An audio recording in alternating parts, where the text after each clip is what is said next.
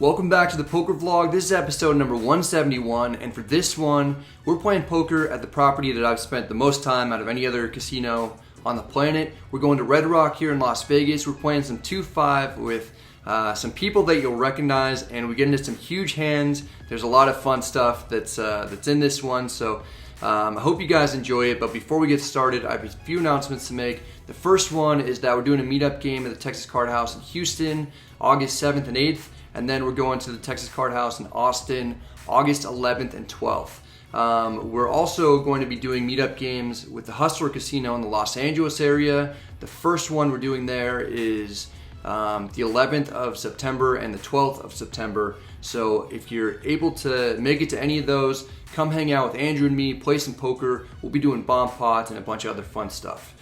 All right, guys, let's go ahead and get started. The night starts out at one of my favorite restaurants in Vegas. It's a steakhouse called Herbs and Rye. My friend Nick Durkee's in town visiting. You may remember him from some previous vlogs, including one in Arizona when he was very excited to see me. He doesn't seem quite as excited at the moment, but that's okay. We're also joined by fellow vlogger and dog enthusiast Jeff Boski. The ambiance and cocktails at the restaurant are great, although I actually don't get drinks this time. I'm just here to enjoy the company and a 16-ounce ribeye that's half the price during happy hour here. After dinner, I get a text from a poker streamer, Spraggy, saying that he's playing 2-5 at Red Rock, which is where I put in the most hours of any casino in Las Vegas. Jeff and I head over, and we see poker royalty grinding together. That's Marley on the left. She's basically the princess of poker. That makes her fiance, Spraggy, on the right. The prince, a prime rib, because I'm pretty sure he's Gordon Ramsay's son. I can't be on the vlog, I haven't done my hair. They're not the only celebrities in the game either. There's a Sacramento-based rapper playing, whose stage name is, and I kid you not, 500 Bitches. I'm going to provide a link to 500 Bitches' YouTube channel so that we can blow it up once we're done with the poker. My name gets called, I buy in for 1,000, that's the max. Marley leaves, we've been officially tapped in to keep an eye on Spraggy, and I pick up ace-jack offsuit in the big blind. Under the gun +1 limps in, Spraggy limps in from the cutoff, the small blind raises to 25. I call, under the gun +1 folds, Spraggy calls, three of us are seeing the flop, it's ace-10-8 with two clubs, we've got top pair and a backdoor straight draw. The small blind bets 25 again. It's a very small bet with a dynamic board and multiple opponents. I call, Spraggy's going nowhere, he calls as well. The turn is the 5 of diamonds, there are two flush draws out there. The small blind fires once more. This time it's for 100. I'm not particularly loving my hand, but I can't fold yet. I call, I figure Spraggy's on some sort of draw. He also calls, and he does it with less hesitation than he did on the flop. The river is the 6 of clubs, the front door flush gets there, several straights also get there. Small blind checks. I want to get to showdown as cheaply as possible. I check. Spraggy's still upset about England losing to Italy in the Euro final. He angrily puts in $400 to represent a club flush or a straight that he definitely doesn't have. He just got caught bluffing the small blind in the river in a previous hand, yet here he is trying to do it again. It seems a lot like he has missed diamonds. If he had the hand that he was representing, I think he'd bet a smaller amount to increase the chance of him getting paid off. Small blind tosses in a calling chip. I fold immediately. Yeah, that's what I thought you had. I had ace-jack offsuit. Spraggy turned 10-7 of diamonds into a bluff. The small blind catches him with his hand in the crumpet jar to win a nice pot. Next we have ace-10 offsuit on the button. The hijack limps in. The cutoff, who just beat Spraggy, limps in. He has some of my dollars and some of Spraggy's. I have to avenge both of us. I raised to 25. Small blind calls. He's my buddy Jeremy. Shout out to him and his wife Beth. The two limpers call. We're going 4 ways to the flop in position. It's king-jack 3 rainbow. We have a gutter and 1 over. Small blind and hijack check. The cutoff doesn't want to check it to the extremely buff pre-flop aggressor. He takes it upon himself to bet 30. A bet for this amount on a board that's going to be much better for me as the pre-flop raiser looks like a newly delivered UPS package on my neighbor's doorstep. I just want to steal it. I raise to 100. I can still make the nuts if I don't get this to fold through. The small blind relinquishes his hand. The hijack folds. It's all on the cutoff. He doesn't look happy, but he doesn't want to give up. He calls and says, "All right, I'll see you turn with you." This soundbite is similar to that dress several years ago that was either white and gold or blue and black, depending on how high you were while you ate Cheetos and stared at it. Some of you might have heard, "All right, I'll see you turn with you." What I heard was, "I'll call right now with some weak 1 pair hand at best, but if you breathe on this pot again, I'm going to fold, and that's a promise." The dealer puts out the 7 of clubs, the cutoff checks. Spraggy's bluff against this guy didn't go over well, I think partly because it was suspiciously large. I bet 225 to make it look very much like a value bet. That amount does the trick, the player folds, and we get it through. Probably got me.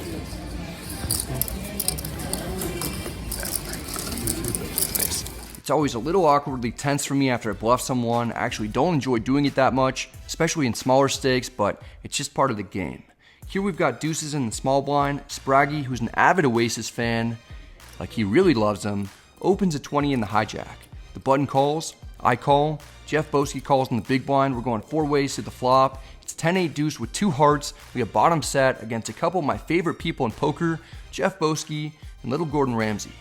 I check, Jeff checks, Spraggy loves pain, he bets 55. The button calls, there are lots of draws, I'm not going to slow play this. I raise to 200. Jeff doesn't have anything to stick around with, he folds. Spraggy is a non-believer, he 3-bet rips it in for 864 effective, like some kind of mad villain in Doctor Who. The button folds, I call, I'm playing a huge all-in for this game against one of my buddies, and I have no idea what he has. We're good. I like the bet on Brad. The turn is the queen of spades, so queens and jack 9 are now beating me. The river is the 4 of diamonds. We show Spraggy our hand, and the dude is not happy. What an insane loser you are, actually. Aces no good. Look at this real. Kings. Oh, this feels so good. Truly pathetic individual. Put all his money in with one pair. I check raise and he just rips it. Does he have any combos? What's he got? Alright. It's always bittersweet to beat your buddy in a huge all-in situation. Obviously, I'm happy to win the pot, and I know Spraggy's happy for me to have a lot of his money. Plus, it's captured on video that'll be on YouTube forever. But Marley has left Spraggy here without a car by himself, and it got really uncomfortable when Spraggy told me that he might need to borrow money for a bus ride home. I had to tell him no. He's a really good friend, but he needs to learn some lessons the hard way, like not to get it in with one pair for 200 big blinds and multi-way pots. It'll be for his own good. To make things tougher, I got the sense that he didn't like having to watch me write notes about the hand in my phone, mostly because he tweeted about it. I can definitely understand how that would be annoying. If I just played a hand terribly and got stacked, I wouldn't want there to be any documentation of it either. It's just that I'm trying to make the vlog the best that it can be. I have to provide a lot of details, and sometimes when I'm writing all those details in the hand history, it takes a little while. I even put in hand history keys in my notes. It's a tough one for Spraggy. My advice to him is, you gotta roll with it. Do you know what I mean? Some might say, don't look back in anger. And I don't think that he did. Thanks, man. Really nice hand. Thank you. In this one, we have king-queen offsuit in the big blind. Spraggy opens the 15 from the cutoff. The button calls. The small blind calls. I call. The flop is 10-7 deuce rainbow. We all check. The turn is the queen of hearts. We improve the top pair. The small blind bets 25. I call. Spraggy calls. Maybe he's picked up a draw. The button folds. The river is another 10. Small blind checks. I check. Spraggy bets 90. Small blind folds. I didn't check to fold to a single river bet. I call. Spraggy somehow didn't know that I called the turn and forgot I was still in the hand. He doesn't see me put calling chips in. He takes back his bet and returns his cards to the dealer face down, which looks a lot to me like he got caught bluffing again and didn't want to show what he made the bluff attempt with. Snap full, huh? Oh, you called. Nice hand. Nice hand. Spraggy has 10-8 suited. He river trips. He'd tell me later that if he knew that I called a $25 turn bet, he would have folded then. Instead, him not paying attention magically pays off. He drills a 5-outer and gets paid. To be honest, Brad, I didn't even realize you're in the pot and I still beat you. How do you feel about that? I feel pretty good. Given I just gave you a grand. The battles with Spraggy would continue. I pick up ace-king offsuit onto the gun. I open to 15. Onto the gun +1 calls. Jeff Boski calls in middle position. Spraggy 3-bets to 70. Flatting and 4-betting are both reasonable. I don't love the idea of flatting and playing this out of position, especially since there are 2 other players behind me that will be getting a good price to also flat. Then I'd be playing a multi-way pot with 3 opponents having position on me. I 4-bet to 250. Onto the gun +1 folds. Jeff folds. I don't think Spraggy necessarily would have 3-bet light after I raised from early position. He apparently has something that he wants to see a flop with. He calls the 4-bet. He might have the same hand as me, or he could possibly have queens or jacks. There's some very small chance that he has aces and is trapping, but there aren't many combos of that left. The dealer puts out 5-3 deuce rainbow. We don't have a pair, but we have a gutter and 2 overs. I don't quite know what to do. I down bet to 175. This doesn't really accomplish a ton, except hopefully allow me to see a turn cheaper than if I checked and Spraggy bet. Spraggy doesn't want me to see a turn cheaply, he raises to 400. This is very annoying, it's only 225 more. Spraggy has about 550 behind. I consider shoving since we could be chopping. We're all up around 40% equity. I'm still not completely convinced that Spraggy doesn't have aces. If he does have aces and I jam, I'll be gifting him all of his chips back. I definitely don't want to do that. I call the 400. We're playing another huge pot together. The turn is the 7 of spades. We don't improve. I check. My hand is almost completely face up. If I had something like aces or kings, all my money would already be in the middle. Spraggy's a good player. He knows that I likely don't have a pair. He has one move, and he makes it. I just feel like you have something so dumb here. When you have ace king, you have problems. Alright, you have ace king as well? You have ace king. I know you have ace king. What do you have? Huh? What do you have? That would ruin the game. At this point, half the table has their phones out recording. This is Boski's camera angle. You can see the player next to Spraggy with her phone out. Next, brace your eyes for the 1 seats angle. Unfortunately, the lighting on it is way brighter, but it's the best view, mostly because you see 500 bitches in the 5 seat. I'm completely torn by the decision I'm facing. I don't want to call and lose, but what's worse would be if I fold and Spraggy shows me ace king or ace queen and I become the 501st bitch at this table. Do the math, Brad. You used to be in a camera. Did you just start a vlog? The sick thing is, I could show you my hand and you still wouldn't know what to do. Well, that's an interesting bit of information. That clearly rules out hands like aces, kings, ace king, and ace queen. He has to have a high pocket pair, and I'll still have 10 outs. Spraggy was chattering a lot, but then he seems to be at a loss for words once I guess his exact hand. We'll go back to Boski's angle for this. I used to have jacks, queens? You have like queens? Ding, ding, ding. Now that I know I'm at least not getting bluffed, I feel okay about letting it go. Alright, man. You win. Nice hand, nice hand. Let's see it. I couldn't possibly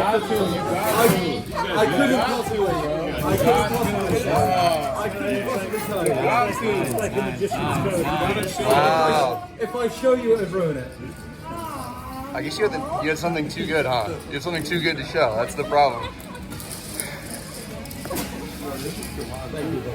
Spraggy would later confirm that he had queens. He was right that he could have turned his hand face up and I wouldn't have known what to do. That's because I was getting 3.4 to 1 on a call, and that's the exact price that I need to break even given the fact that I had 10 outs with 1 card to come. In my mind, it was best not to give Spraggy a chance to win all his chips back though, which would have been the outcome almost 80% of the time. I'm back down to even on the night when I'm dealt queen jack offsuit in the hijack. The player on my right limps in. I look up in the rule book, what must happen to limpers, and it says they need to be punished. I raised to 20, small blind likes her hand, she's out to get me, and 3 bets to 60. The big blind cold calls, the middle position limper calls for 55 more. All of a sudden I'm getting 5 to 1 to close the action in position on 3 opponents. I call, we're going 4 ways to the flop. It's jack 3 deuce, all spades. We've got top pair and a flush draw. Small blind checks, the big blind bets 50. This is a strange bet sizing. The middle position player folds. I'm getting about 6 to 1 on a call. I make it. The small blind folds. It's down to heads up. The turn is the 7 of clubs. The big blind increases the bet to 140. I have to be honest, I don't have any clue where I'm at in this, or even if I want to hit a spade. I'm never letting my cards go though. I call. The river is the 10 of spades. We make the 3rd nuts. The big blind slows down and checks. I'm not sure if I can get called by a 9 high flush or worse. I check back. I still don't know if I have the winner. Then the opponent shows a black ace. But it's the ace of clubs. His other card is the king of hearts. He played his hand in a weird way that ultimately benefits us. We get the victory and a big pot is shipped our direction. Not too long after, we pick up king queen offsuit in the cutoff. The hijack limps in. I raise to 20. The button, who just got caught bluffing Boski on 3 streets the previous hand for a fairly large pot, 3 bets to 80. The hijack folds. The button might be steaming. I call for 60 more. We're heads up out of position. The flop comes 9-6 deuce with 2 hearts. It's not particularly great, but we do have some overs and some backdoor draws. I check. Surprisingly, the button checks back. He probably doesn't have a flush draw and likely doesn't even have a pair. Maybe he has something like ace queen of spades. The turn is the 4 of hearts, giving me the king high flush draw. I don't know if king high by itself can win this one, so I bet 125 as a semi-bluff in order to give myself a chance to win without making a hand. I'm fairly certain that I'll never be up against a flush, but I can certainly represent the ace or king high flush myself. I don't anticipate ever getting raised. The opponent calls. Perhaps he doesn't want to give up an ace high hand just yet, especially if he has one heart. The river is the 10 of clubs. I brick, but I can still have all the sets and a ton of flushes in my range. I'm going to fire again. I announce a bet of 275. The dude's chips are in there before mine. This is not what I wanted to see. I turn over a whole lot of nothing. The opponent was lying in the weeds with pocket queens. That's not good news. My stack is once again dipped below what I started the session with. I went from being up around 900 at the high point to now being down a few hundred. I add on for 300 more, then I take a seat next to Spraggy. The table wants to play a $20 bomb pot. If you're not familiar with how bomb pots work, what happens is Everyone sees a flop and then Brad wins. I've got deuces in the small blind. Spraggy's prediction might come true. The flop is 9-8 deuce rainbow. We have a set of ducks again. It checks to the hijack who bets 20. That's not a real bet and everyone knows it. The cutoff raises to 150. This has gotten interesting. The button folds. I can't flat and allow everyone behind me to call with whatever weird street draw they could have. I re-raise to 400.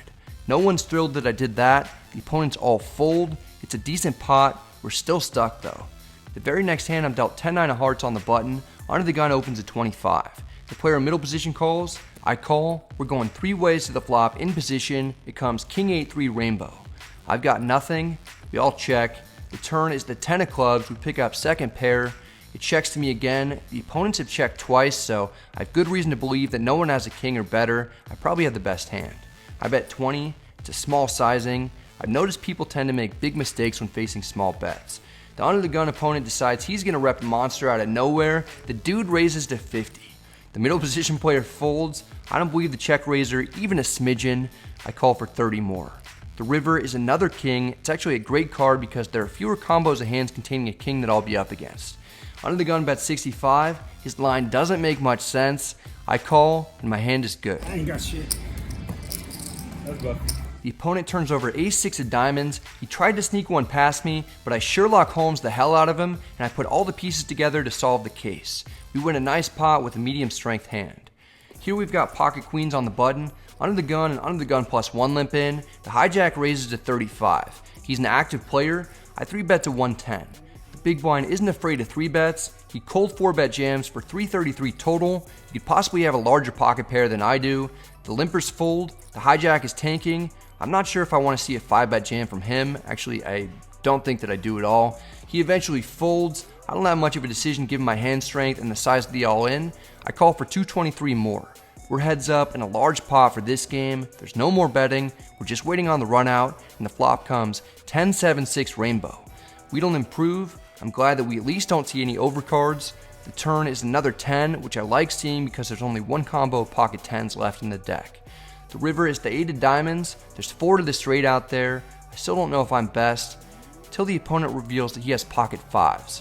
I turn over the queens. He turns those 5s back over very quickly. He's not too proud of holding Tim Lincecum's old number with the Giants. It's been quite a night and a long session. With this win, I'm up about 400, but I wouldn't win a hand for a long time after. Meanwhile, Spraggy has an insane turnaround. Everything has gone right for him since losing the all-in to me earlier. He's made some big hands and gotten max value from people. He's also gotten some all-in bluffs through to beat tonight's big winner before we decide to call it around 5 in the morning.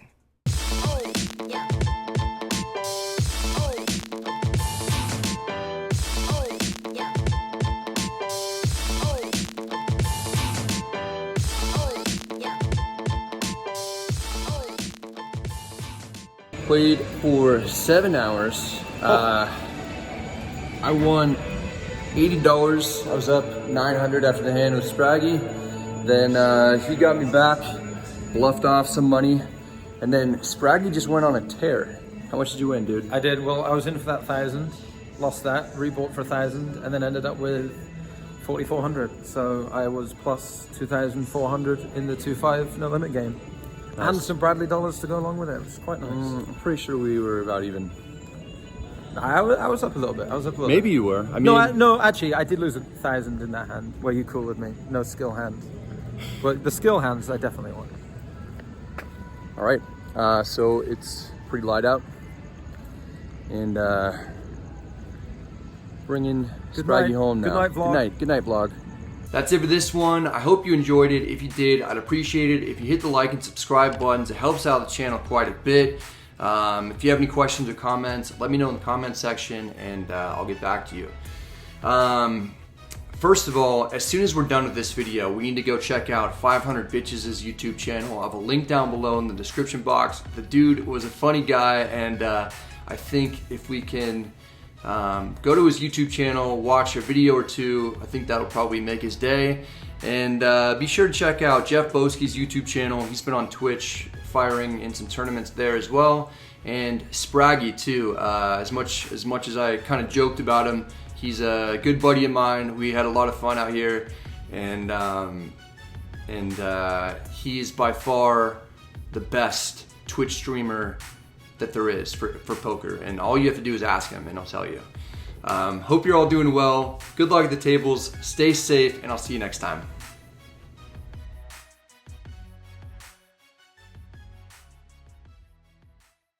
So Spraggy can wait. He still his own fate. We had kings in our sides. His stack slides away.